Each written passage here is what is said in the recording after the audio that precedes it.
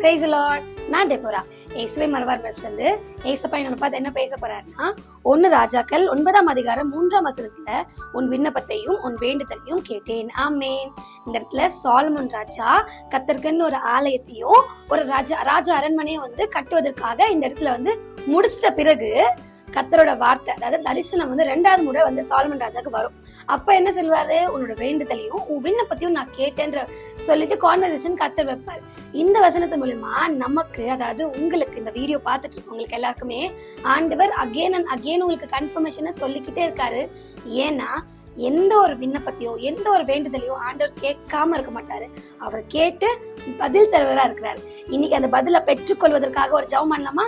நன்றி தகப்பனே, நேற்றும் இன்றும் என்றும் மாறாதவே அப்பா, எங்க வேண்டுதல்கள் எல்லாம் உங்க பாதத்துல இருக்கு.